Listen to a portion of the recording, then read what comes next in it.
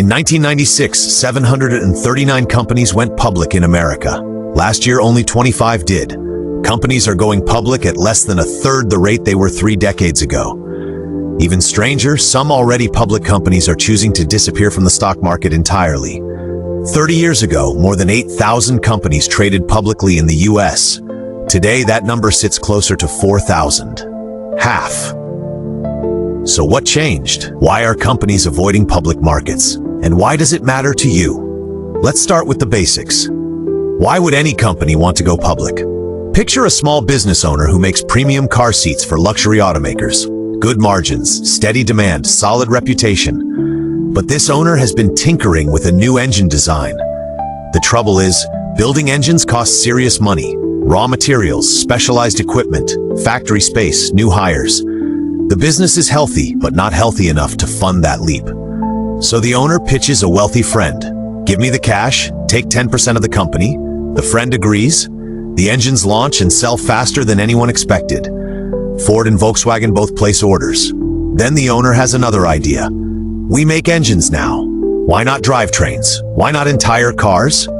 But even with strong sales, the company can't self-fund a full manufacturing plant and hundreds of new employees. Even pooling every rich contact still wouldn't cover it. That's when the owner decides to go public. An initial public offering, or IPO, is when a company sells stock to everyday investors for the first time. The company creates new shares and sells them to the public to raise capital.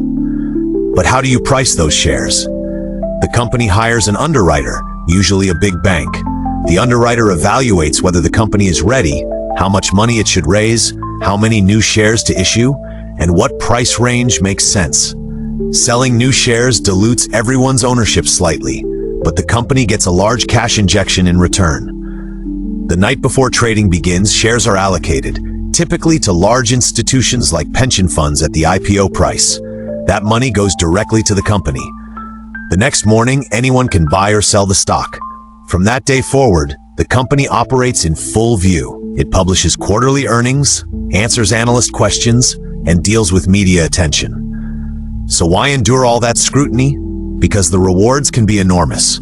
First, going public unlocks pools of capital that private fundraising simply cannot match. That cash can fund new factories, product lines, research, acquisitions, whatever the company needs. Second, it gives founders, early employees, and early investors a way to turn paper wealth into actual money. Third, a public listing means audited financials and regular disclosures that build trust with customers, partners, and potential hires. It also lets the company use stock as currency to acquire other businesses or reward talent. Fourth, the shareholder base spreads across thousands of investors, making the company more stable and less reliant on any single checkbook. Going public means trading some control and privacy for the resources and credibility to compete on a much bigger stage. That's been the standard playbook for decades. But something has shifted. Look at the data. Annual IPO counts in the US peaked in the mid-1990s, then began a long decline. Back in the 1980s and 90s, an IPO was the ultimate milestone. Today, the US has fewer publicly traded companies than at any point since the 1980s. Companies are waiting much longer to go public, even wildly successful ones. A generation ago, any startup that hit $1 billion valuation would almost certainly IPO soon after. Not anymore. Uber launched in 2009 and grew to a valuation above $60 billion before going public in 2019, nearly a decade later. Airbnb started in 2008, reached 100 million users by 2016, but didn't IPO until 2020, 12 years after launch. Some companies simply stay private.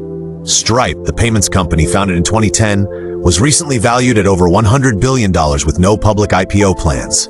SpaceX, now valued above $400 billion, is the world's most valuable private company, and it's staying private. Elon Musk has said he won't consider taking SpaceX public until there's a working colony on Mars. We've also seen a surge in public companies being bought out and taken private. Remember Twitter? Why is the IPO falling out of fashion? There are 4 big reasons, and the deeper you look, the more unsettling the picture becomes. The first reason is the explosion of private money. In the 1980s or 90s, if you needed $100 million to fund your next stage of growth, you basically had to go public. But over the last few decades, private funding sources have multiplied. Venture capital firms raise billions from wealthy individuals and institutions to invest in startups. Private equity firms raise even bigger funds to buy and grow companies without ever taking them public. Sovereign wealth funds from countries like Saudi Arabia, Singapore, and Norway pour billions into private companies. Add hedge funds and private credit providers on top of that. The result is that huge pools of money now exist outside the public stock market. Founders don't need to go public anymore. They can raise as much capital as they need without ever ringing the bell on Wall Street. In 1980, the median age of a company at IPO was 6 years. By 2021, the median age was 11 years. Companies are now about twice as old and far larger by the time they go public, if they do at all. The second reason is regulation and compliance. In the early 2000s, after scandals like Enron and WorldCom, Congress introduced sweeping reforms to restore trust in public companies. CEOs and CFOs now have to personally sign off on their numbers. Companies must run internal audits to prove their books are clean. Those changes improve transparency, but they also made being a public company far more expensive. Maintaining public status can cost millions of dollars a year in paperwork, audits, and disclosures. You need a formal board structure, an investor relations team, and the ability to disclose major events almost immediately. It adds up to serious scrutiny and serious bureaucracy. Some founders look at all that and decide it's not worth it. If private investors are willing to hand them the cash, staying private is often the simpler choice. The third reason is short-termism. Once you're public, you don't just answer to customers or employees. You answer to Wall Street, and Wall Street operates on a 90-day cycle. Every quarter you report earnings.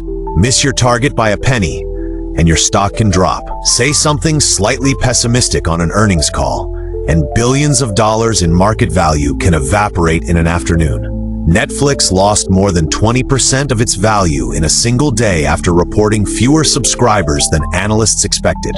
That kind of volatility is exhausting. It also pressures leadership to think in 3-month increments instead of 3-year or 30-year horizons. Maybe you want to invest heavily in a risky innovation that could become your next breakthrough. But if that investment means you'll miss earnings this quarter, you might hold back. Public companies also deal with activist investors, hedge funds that buy large stakes and then push management to cut costs, spin off divisions, or sell the company entirely. Many founders are choosing to stay private as long as possible. Going public puts you on a treadmill of quarterly scrutiny. Staying private means you can be more patient. The fourth reason is mergers and acquisitions. Many companies that might have gone public in the past are simply getting bought before they reach that stage. In tech especially, giants like Google, Apple, and Meta routinely acquire startups before they IPO, not just to gain talent or technology, but to prevent rivals from emerging. Facebook tried to buy Snapchat in 2013 for $3 billion, partly to stop it from becoming a competitor. Snapchat didn't sell, but Instagram did. Private equity firms also buy up companies that might have otherwise gone public, keep them private, then resell them later. For some startup founders, this is the plan from day one. The goal is to land a big buyout offer from a bigger company. So does any of this actually matter? Yes, it's a genuine concern for economists. When companies stay private longer, regular people miss the chance to invest in the early growth stages, where the biggest gains often happen. Those gains go almost entirely to private investors who were already wealthy. Over time, the stock market offers fewer high-growth opportunities for everyday people. The regulations that discourage companies from going public exist for good reason. They protect investors and help prevent the kind of fraud that destroyed Enron and wiped billions in value from the economy. When massive companies that affect millions of lives remain private, they don't face the same oversight. Their problems can stay hidden longer. Look at what happened with FTX and Sam Bankman-Fried. And when it comes to mergers, look at what nearly happened with Adobe and Figma. Adobe has a long history of buying competitors and killing their products to maintain dominance in creative software. In 2022, Adobe tried to acquire Figma for $20 billion. Regulators blocked the deal. Figma later went public at a valuation higher than Adobe's offer. Now the two companies compete head-to-head, which means more innovation for users. When more companies get absorbed into giants, you end up with less competition, less innovation, and more power concentrated in fewer hands. IPOs are not extinct, but they've changed. The US still has the deepest capital markets in the world, but companies are tapping into them differently. For decades, going public was how a company got big. Today, most companies only go public once they're already big. Regular investors get fewer chances to ride the early growth wave. Companies face less scrutiny when they stay private, but private markets have also unlocked massive amounts of capital and given founders more freedom to grow on their own terms. The way companies grow and the way we invest in them is being rewritten right now.